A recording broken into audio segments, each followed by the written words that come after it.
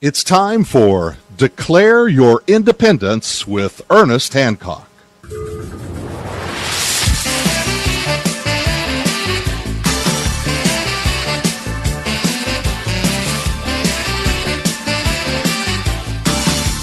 Oh yeah, the heat is on here on Declare Your Independence with me, Ernest Hancock, and my special guest. It's a good time to have her on. Ilana Friedman is from the Girard Group International.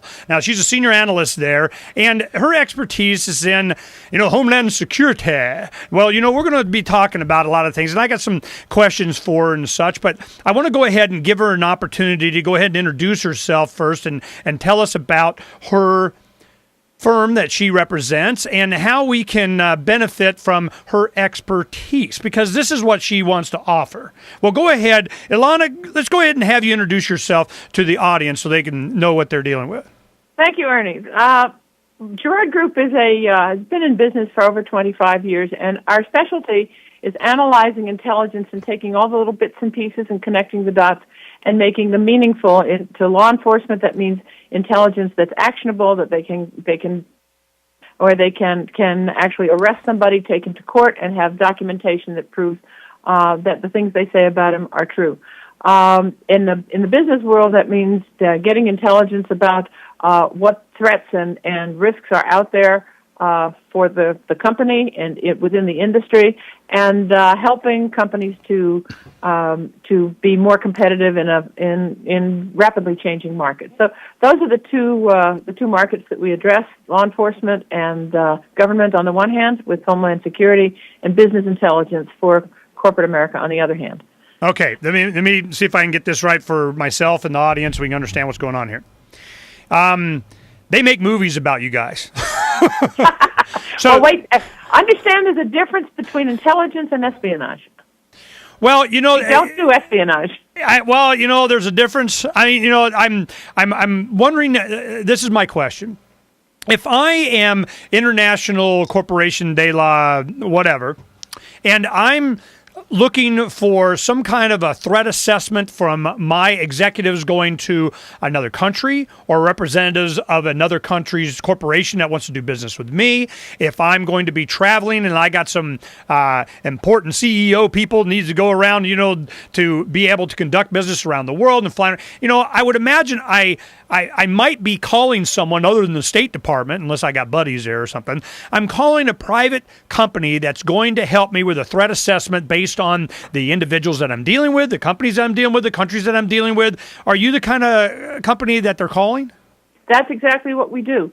And in fact, what we would recommend is that people who have these issues, who are, for example, building or operating an organization, a company presence in a country which is at risk, which is virtually anywhere in the world these days, we will do that. We will help them protect their executives. We will, and their will help them to understand what the risks are, what the threats are, and provide them with the kind of solutions that will keep their company and their people safe.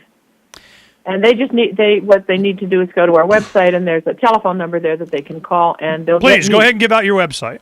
The website is girardgroup.com, Gerard, girardgroup.com. And if you go to freedomsphoenix.com today, you'll see the link for today's show in the archive, and it'll have all the links and information there. In fact, we've put a lot of other information there too, and I'll go ahead and pull that up. That what we've done is we make sure that people have access to everything, that they know what we're dealing with and so on. And I'll tell you what my questions are. My question is, what is the real threat? Why are we at threat? We're threatened all the time. There's, whenever you ask that, and we've done a lot of interviews, we're on cable news. We have Dr. Ron Paul up there giving it what for, and we, about the TSA and the pat downs and all this kind of stuff. And we're going, what is the source of all this animosity towards us? What makes us a threat? What makes them a threat to us? Why do people want to kill us? You ask that question. I don't care why. I don't care. That's not why we're here. We're not here why. We're just here to mitigate the damn dude and whatever, and we need more surveillance cameras. And I'm going, do you have what would make us all safer? What is the motivation for all this threat? Well, how politically correct do you want me to be? I don't care. I just want the truth. What you're going to hear from me is this: there is a major threat that is global, and it relates to radical Islamic worldview, which says that Islam is the religion of the one God, and it's the one that has to prevail. And as a result of that, there are subtexts to this which say that the Islam as a religion, as a way of life, is what is destined to eventually take over the world. There is a belief that there is a Messiah who is coming. They call him the Mahdi, and that when he comes, there will be a universal kingdom. And so the subtext to this is that anybody who is not a Muslim is not acceptable within these parameters. And there are three routes to dealing with people who don't accept Islam, and one is first of all, to offer conversion, and if that doesn't happen, to offer second-class citizenship, and if that isn't accepted, then the third is to kill him. And so this is a very, very radical view, but if you hear people like Ahmadinejad, for example, the president of Iran, he talks about this all the time, and he talks about the need to destroy the Western civilization and the need destroy America and Israel and Europe and so forth. And so this is a very, very radicalized approach to it, and it's an ideology that becomes a threat to us, any of us who are not Muslims, who live a Western lifestyle, who believe in democracy and so forth.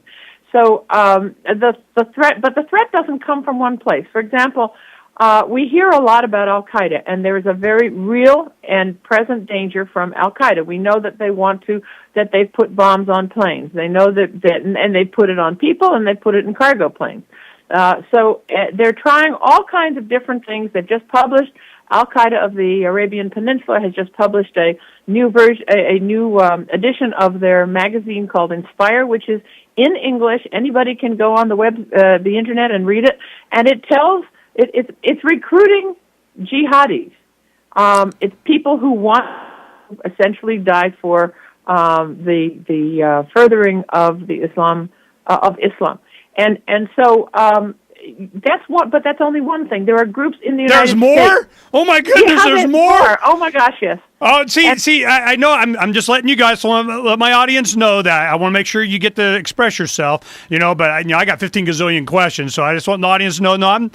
I'm here. I'm here. You just keep going. Okay, so I won't make this long so that you can ask all your questions. But there are organizations both overseas and in the United States. Hezbollah, Hamas, which almost everybody has heard of. Hamas is largely in Gaza and spread out into areas of the West Bank, but they also have a very, very real presence in the United States.